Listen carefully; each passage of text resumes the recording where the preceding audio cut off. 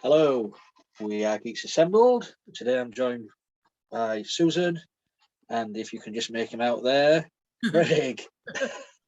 He's in disguise again. And this week we are discussing a TV adaptation, or as somebody would like to call it, a mini-series, a two-part mini-series from 1979, from the pen of Stephen King. The master of horror and the macabre. We are talking Salem's Lot, the 79 mini-series, starring David Soul and James Mason, just to name two. So, without further ado, we'll go to these two guys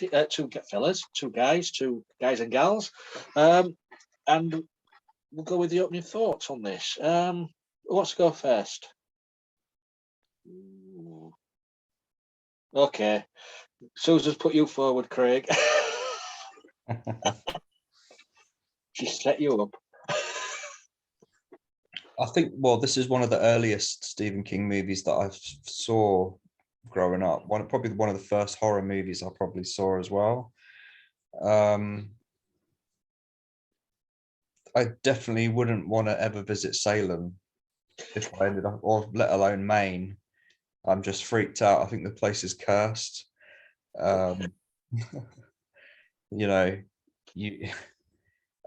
but my mum really liked there's a man in it who we were talking about earlier. He's the antiques collector with a really traditional English accent. Straker. Yeah, James Mason. That's it. He was brilliant, and it's like a town full of paranoia. Everyone's out to get everyone. You can't go to the local shop without the sheriff spying on you or following you, or people peering through curtains, and oh, who's moved into the old kooky house up the road, sort of thing. I like the play on, not the pun, but the tongue-in-cheek way where the guy is he's a writer and he's brought along a typewriter, because that's like one of like Stephen King's central theme. It's almost like a self-portrait, like what an artist would do when they do a self-portrait. You see it in Misery, and a couple of other of his films, which is a nice little touch. I quite like that. Obviously, I think Stephen King, he must have had a disturbed childhood. I mean, there's always a running theme. I think he's got daddy issues, because even in Creepshow, you get the evil stepdad who berates the son and beats him with the comics and chucks him in the garbage, for example. And it's normally like there's normally a theme of like a loss of a father figure, but in this one, or I would say touching base with it and the miniseries The Outsider, and even Castle Rock. I don't know if you guys have seen these, but it's all based about child murders or child disappearances, and he always seems to have this theme of boys going missing. But I think that's where he grabs you, because you get hook, line and sinker, because it draws you in, and it is a disturbing thing, and disturbing things sell, and they make good movies. But I've got some good moments, because it's all up here in my head, of what I like and don't like. And there's a little nod to Pet Sematary when the dog's killed by the master, and I just thought, oh, it's Pet Sematary. There you go. But yeah, it's quite a chilling tale, and it's October and it's Halloween soon, so that's why we're doing it. Yeah. But I'm not dissing it. I just like to get into head sometimes, and Oh, okay then, Craig. We'll move over to Susan. All right. Well, Salem's Lot takes place in Salem's Lot, Maine, Jerusalem's Lot, Maine, and it's just there's something about a Maine vampire, either what's his name, the what is the vampire's name? Barlow, Kurt Barlow. Yeah. Or his minion or familiar, played by James Mason. And, you know, if you're an Eddie Izzard fan, James Mason always is God. The voice of God is always played by James Mason, or Eddie Izzard's interpretation, or, you know, his impersonation of James Mason. Anyway, there's something about a Maine vampire. They're down to earth. They're very and this vampire, Barlow, is a he is a Nosferatu. He's that kind of vampire. He's not the kind of vampire, the sexy vampire, the Bram Stoker's vampire. He's not the sparkly Twilight vampire. He's not the sexy 1980s rock star vampire, or, you know, from the Lost Boys. He's a proper Nosferatu, blue-faced or white-faced, grumpy vampire. People might find that sexy. They might, but those people have a really strange way. Anyway, I guess sexy's in the eye of the beholder, so never mind. I'm just saying that like Barnabas Collins is so, because, you know, it was for TV and this was for TV, and they're just so normal, until they bite you or rip your throat out or something. And this one, it was he and Straker were repopulating the whole city with vampires. I mean, like all these little people in the village were becoming vampires. The guy who helped drag his box over in the truck, and the one who was freaking out as the crate was moving closer and closer to him, obviously sniffing out the blood in the front seat, you know, getting all into that. And then there was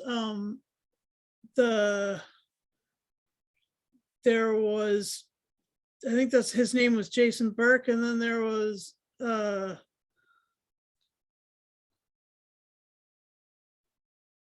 I can't remember all of them, but the two kids were there. Yeah. They were changed from that one family.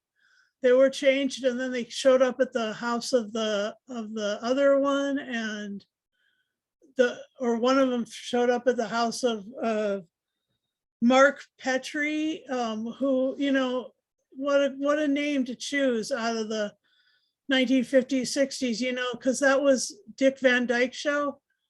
You know, that was the name of their family, the Petries. So, and here's a Petrie who is all hung up on ghouls and goblins and stuff like that. And that was fun, because that's me, you know, in a nutshell. Mark is me. He's like into these vampires and stuff. And he knew that the cross would, you know, turn the other one away. He knew it, and so he did it. And that was really something. And the other things that were really cool about this were the soundscape. I mean, like it was really, it was like the scrapies and the music were really well done. Nice compliments to the story. And there's a mansard roof. I gotta get it in. Let me do it right off the top. there was a mansard roof in the Martson houses. This is glorious mansard roofism right there, right in the middle, right up there. You see that? See that right there? That is the mansard, where it's like this, and then it comes together at a really shallow top point. It's just gorgeous. They are absolutely the most beautiful roofs, and they're all these eerie things. And so, I mean, I gotta tell you, I geek out about them. We're having another mansard cast here, guys. Just because of the roofs, I just can't even. This architecture is making me crazy. Anyway, it's a great story. I love James Mason as really anybody, as God, as Straker, or whatever. He's fantastic. And you know, then there was, and the fact that the female lead in this is named Susan was fun, because like all the way through I'm like, Susan, and that was really fun, because like I often imagine myself in Maine, in these stories, in the clutches of a vampire, you know, in Maine, in these stories. So that's just in my mind. But the whole thing is just really fun, and I must say that it was good to see this again. I hadn't seen it for 15-20 years. I really like it. I need to re-add it to my collection, because, you know, I guess no vampire collection is complete without a Salem's Lot DVD. So perhaps that's the next purchase. And I really, I'd encourage people to watch it, because you will truly like it and stuff. So yeah, there's James Mason. Ta-da. Anyway, oops, plug. All right, dropping stuff. Go ahead. Back to you, Lee. Thanks, Susan. Yeah, it's the one thing I don't understand about it. Well, this was 79 miniseries. Before that, there was it 75, 76? We had Carrie as a movie. Yeah. So I wonder why they took the thing, took Salem's Lot and made it into a TV production. Maybe because NBC or CBS or ABC was willing to pay for it. Yeah, you'd have thought it'd been worth a movie, though, wouldn't you? This tale. Yeah, you'd think. Yeah, but anyway, that was just me digressing. Great story. For the length of this, it flew by for me. It is a long watch, but it flew by. As you say, James Mason, a brilliant British actor, and David Soul, as everybody knows him from the cult TV series Starsky and Hutch. Yeah, he was, I think, still starring in when he made this, because I think that was still on the go. But I always like a movie with Jeffrey Lewis in them. And saying he was in this, playing Mike, the one who was bitten by the boy in the grave. Yeah. I mean, and Jeffrey Lewis was a brilliant actor, and also as well, he produced a brilliant actress as her daughter, Juliette Lewis. So, yep, she's fantastic. But it's always great to see Jeffrey Lewis in a movie. And I always like to see him when he's with Clint Eastwood and Clyde. But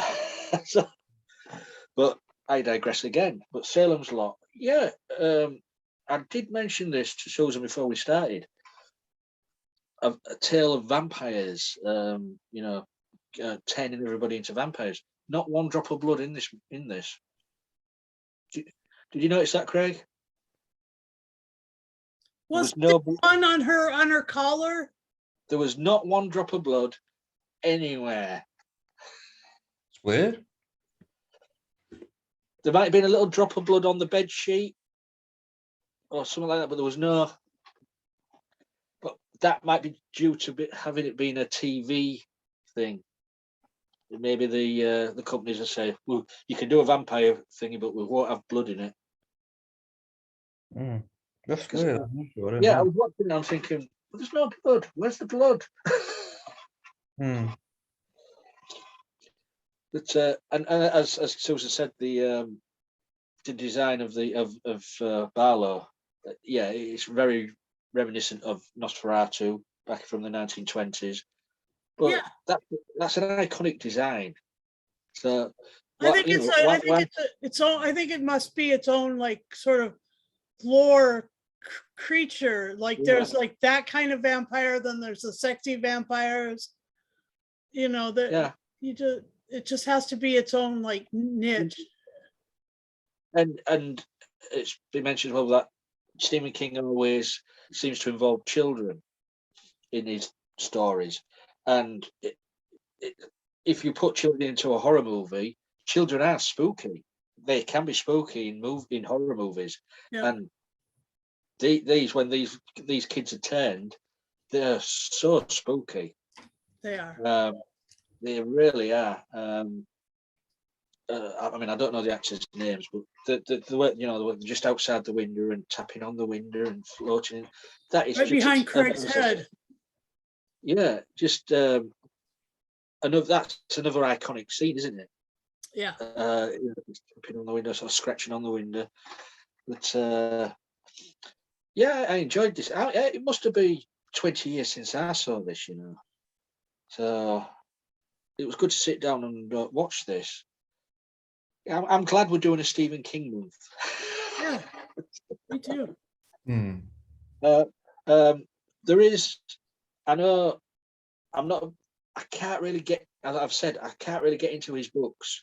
I get so far into a Stephen King novel and I can't go any further. I just sort of lose interest. But once the movie adaptations, I can sit down and watch from beginning to end. I don't know, that's just me. But I do know there is some slight differences in this from the book. And is it Straker? Is it Straker? Yeah. Striker?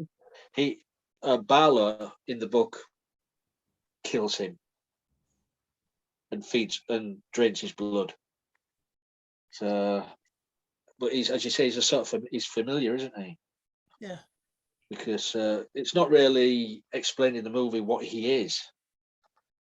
You know, is he can't be a vampire. He can't be this, but then all of a sudden he's got all this strength. He's a ghoul. A familiar ghoul or whatever it is, but because it took a lot to kill him. Yeah. But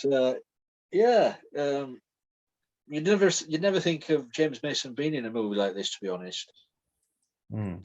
He's a typical English gent in most movies. But there you go, playing a villain. So, shall we go to favourite things and stuff? What you didn't like?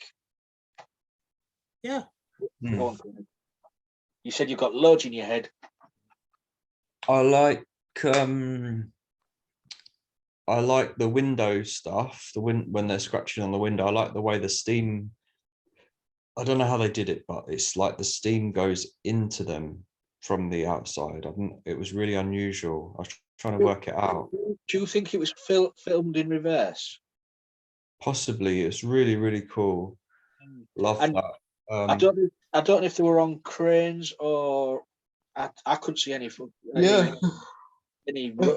strings or anything. When the kid came in, he was sort of at an angle, and I thought, what? It's like I've never seen that before, but it was interesting. And I liked the bit with the lodger in the B&B was in the rocking chair with yellow eyes. That freaks me out even to this day.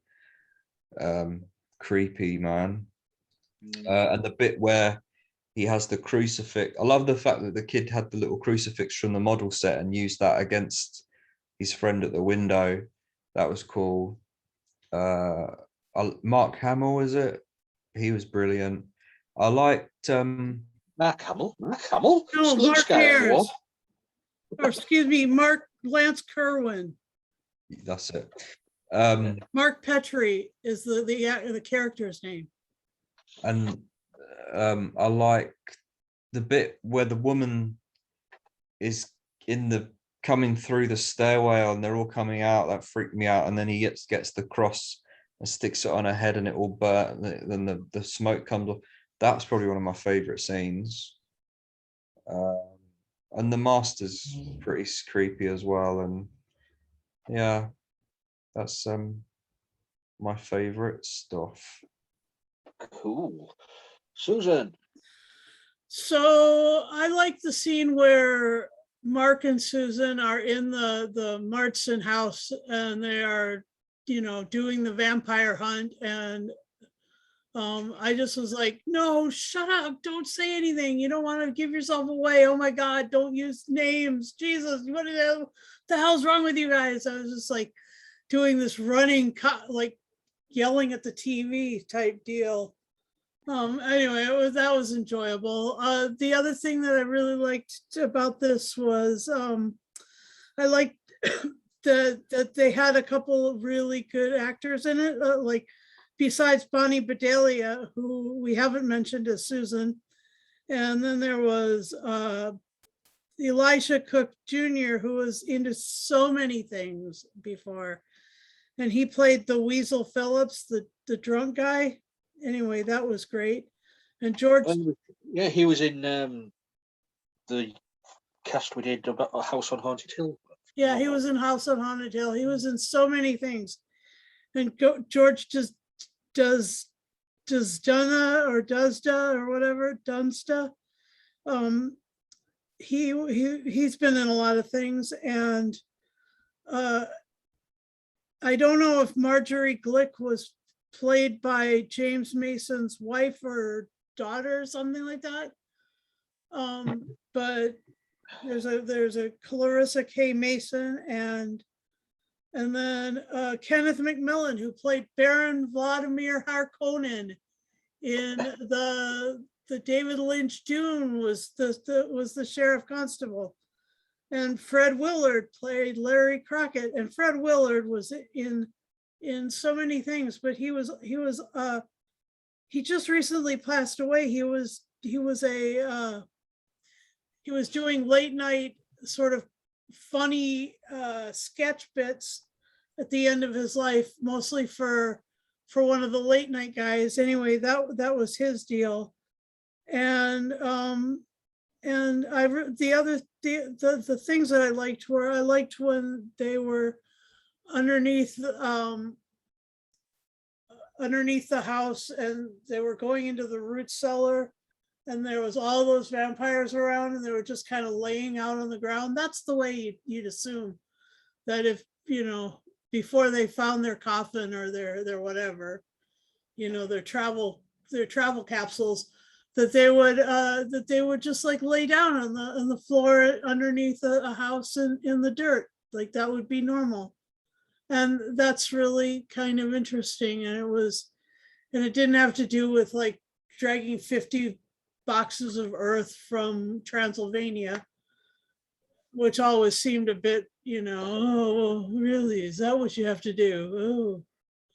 Oh. So anyway, this Nosferatu, the fact that he was named a German, that he was that they talked about, these two working together for hundreds of years or whatever in and stuff like that. And then the sort of isolation you feel when you're watching a story about Maine, because it's like the end of our country. It's like way up there. It's almost into Canada. I mean, it's just so far away, and then you put it right on the ocean and it looks lovely and glorious, but there is There is a sense of remoteness and isolation, and I guess it's almost claustrophobic because you've got these people in so like way out there. Anyway, that's just the way it feels, and so I know why Stephen King does this, and I may mention it in some of the other Stephen King casts that we have going on this month. But I really like I really like these vampires, and I like the way that they interact with each other, that they are just a bite and you've turned, or a bite and you're dead. It's not, there's no like transfer of blood. There's no, sort of back and forth thing. It's just, it's very, it's German. It's a German, these are the German vampires. And yes, there's an English, there's an Englishman as the familiar, but they're German. They just bite and it's done. It's not 14 steps. It's just one and it's done. And that's the way it is. Anyway, that's my feeling about these German vampires. And so that's all the geek I can give you right now. Back over to you. What are your favorite moments, Lee? There's little things in it. I like Mark's bedroom. His love of all horror stuff. On his wall is all the universal monsters, the Wolfman and stuff like. I just love all that. That's a kid after my own heart. That's how I grew up. I just loved everything like that. Yeah, I did like James Mason's portrayal of Straker, because he was sort of, he was organising the arrival of his master, and he was sort of covering up the missing children. Definitely. From the play, and then all of a sudden he couldn't care less. The scene in the Mark's house with the priest and that lot, he just couldn't. That was it. Everything was out in the open. Yeah. He comes as the master just rises from nowhere, and he just comes storming into the kitchen and then having a go at the priest. I thought, wow, that is a brilliant scene. And then they say that's all when all hell breaks loose. Every resident in Salem Salem's lot is getting infected, becoming sort of vampires. There must have been, because we don't see everyone getting bit, do we? No. So once everybody starts getting tired and falling over, you think, oh, they've been got at. Yep. Yeah, brilliant. That scene with the priest is just brilliant. The scene, what Craig mentioned with Mike in the chair after he died, and he comes back to the house and he's in the rocking chair with the yellow eyes. That's just where he just gets up and starts walking toward, is it Jason? I think it's Jason. That's brilliantly done. And also you've got to give a big thumbs up to the director, Tobe Hooper. And you look at his line of work, 74, he did the Texas Chainsaw Massacre. Oh, yeah. 76, he did Eaten Alive. I'm just going down the list here. 82, Poltergeist. 85, Life Force. He's no longer with us now. He passed away in, I think, 2017. But he's done many of the Texas Chainsaw Massacre sequels. Fun House in 81. But I mean, some iconic movies there. Yep. So big thumbs up. He knew what he was doing. Yep. It's the why was the holy water? No, this is what I don't. The holy water. Why was it shining? I don't get that bit. Because You've got an answer for this, haven't you? Yeah, because it only started shining when there was one of those original vampires in the presence in the area. Yeah, but they said And that so there was they were down in Guatemala. yeah. I Susan- mean, Susan turned up. and Susan's there. Yeah.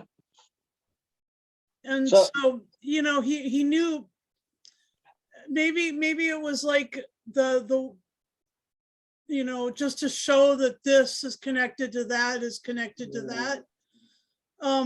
Because the water that they were, I think that they may have wanted to make it shine Mm. in Salem's Lot, and then they couldn't. I don't know what that's some weird. All right, you got me there. That's some weird ass lore there. I mean, they could have just done a one line to explain why it was Yeah, like that. right. But also as well, I was a bit disappointed the way the sheriff just upsticked and ran away. Yep. Because that was very not like the sheriff up to then. I'd have imagined that sheriff, because he was a Bolshevik sheriff, to go down fighting. That's true. So I mean, I don't know if that was any difference from the novel. I don't know, but that character to begin with was a force to be reckoned with. The sheriff, he as Craig said, he asking questions all the time and looking into investigating into things, and then all of a sudden he packed his bags and he was running out of town. Which Yep. I didn't get that, but what can you do? Anything else anybody like to say? Maybe that is also because of the Marston house, because he knows that anything that starts there has got something, Yeah. that will absolutely ruin the whole town. Well, the whole the Marston house was destroyed with the fire.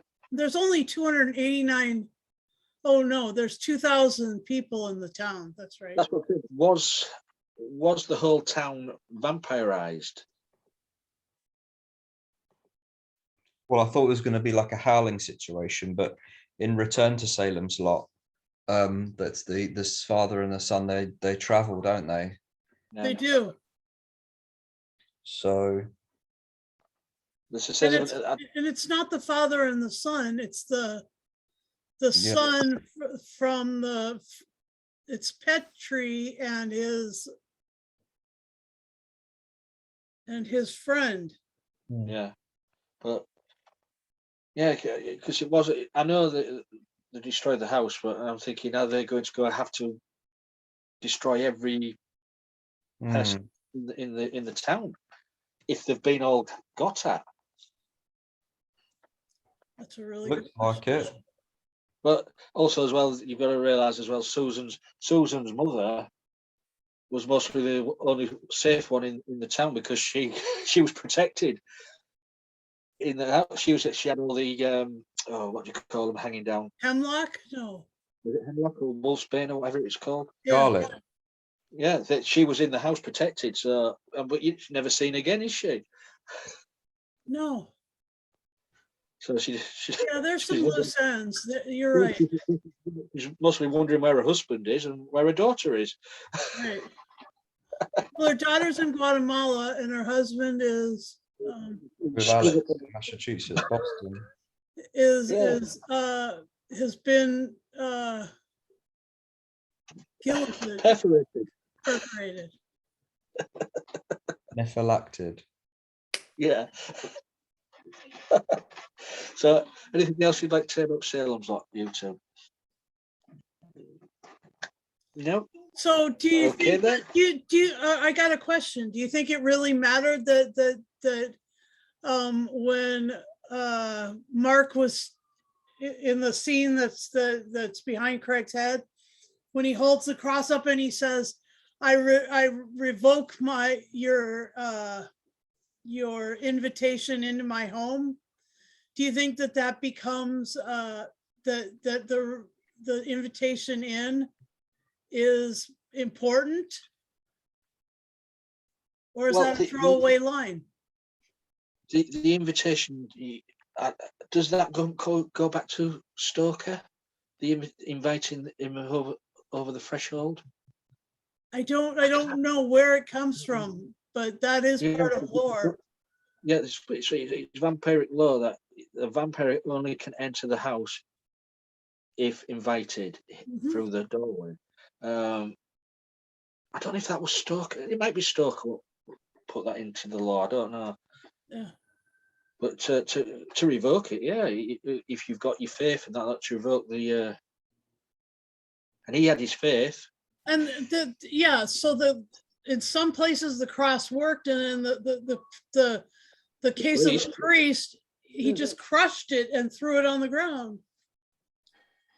I mean, Barlow did. Well, that goes to let's go to because we're all Doctor Who, classic Doctor Who fans. That goes back to the case of Fenric, where the vicar, the priest, doesn't have the faith. You gotta have faith. You've got the faith is not the cross; it's the faith within you, right, to propel that faith. Yeah. All right. Yeah. All right. I get it. I'm gonna leave that. That's a bit for me, isn't it? May the power of Christ compel you. There you go. So there's some questions about lore and faith and things like that are brought up in this, and every vampire movie changes the law, creates its own, and then 3 or 4 films along in so many years, they get hold of that law, they twist that law around, they make something else. They throw it away. Yeah. It's a really good question. And do you think that the older you get, you turn into one of these German vampires, or is this a specific kind of vampire? The older I get, I just become a miserable old git. All right. I don't know. Well, no, because if you're a vampire, you don't age. So this is the way this German vampire looked at the beginning. He's the master. He's the one who created the clan of what he was creating in that town. Right. Just like if you ever saw The Strain, you see that with the master in that, who's very similar sort of vampiric creature there. Yeah. Great big cool vampire, similar looking. So maybe these creatures are the ones who create the human form of a vampire by infecting them. Leech-like. Yeah. Parasitic. Yeah, definitely. I'm using big words today. That's what's going on. Yep, it's good. Right then. Anything else? Any more questions? Let's see if I can answer them. No. We should have a section called Ask Lee. No. Ask Lee. Oh dear. Right. Okay then. Let's go to Final Science School. Craig. Hello, Craig.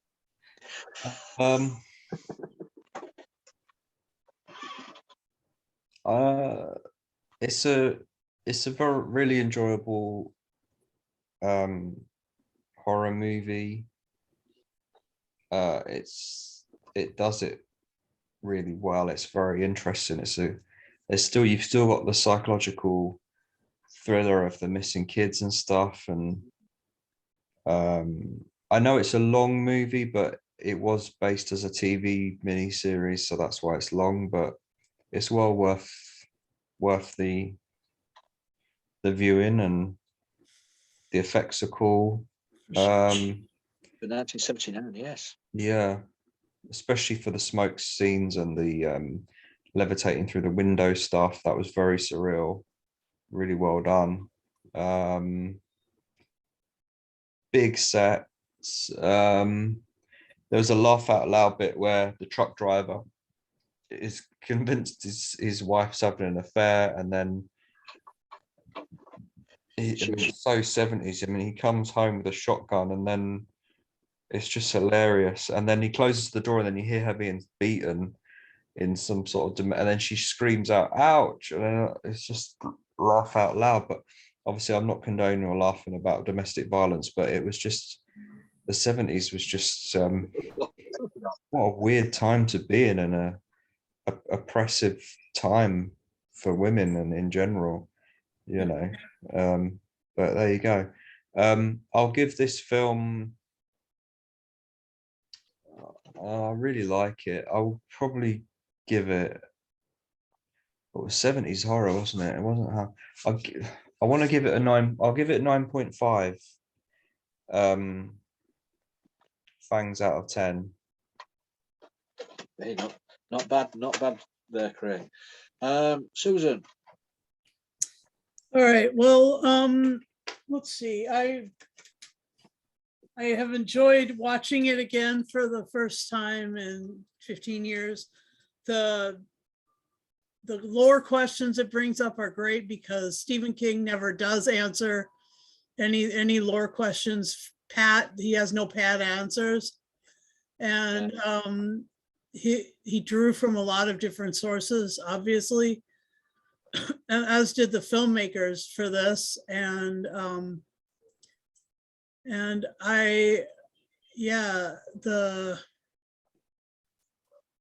for a horror film, you know, it wasn't unwatchable when I was a kid, and it's definitely watchable again and again now. So yeah, I'll agree with Craig. I'll give it a 9.5.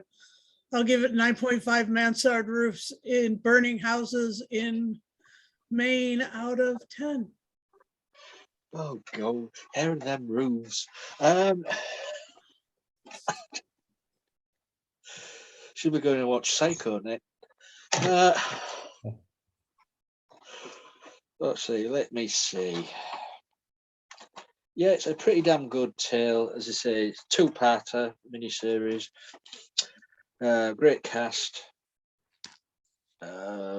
Slightly different to the novels as I understand it, but still enjoyable. The effects still outstanding to this day. The makeup, the prosthetics, outstanding. I'm gonna agree with you too. It's gonna be a 9.5. 9.5 stakes out of 10. So that is our little discussion of Tobe Hooper's version of Stephen King's book, Salem's Lot.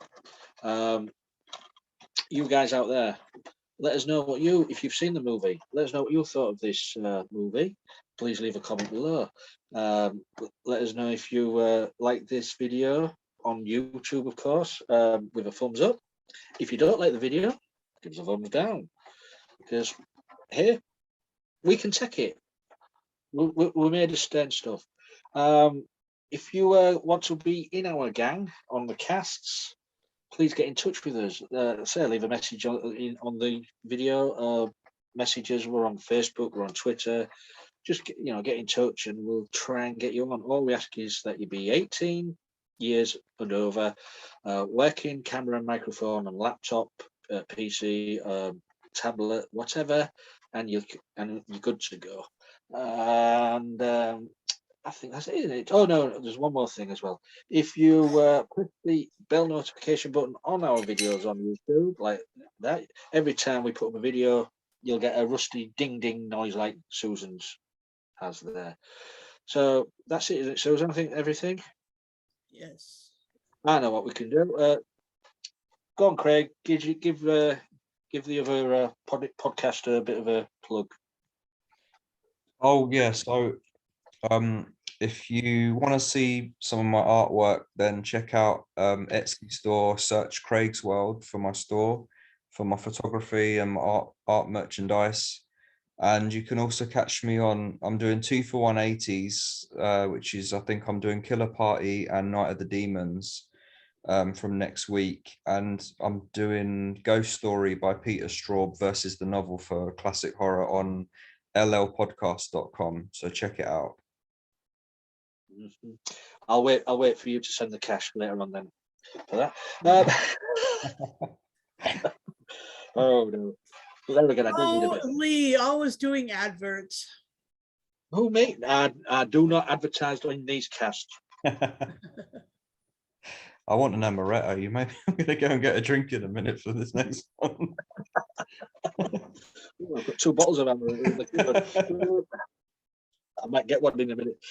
So yeah, that's us done, I think, Susan. So, and Craig, thanks for joining me.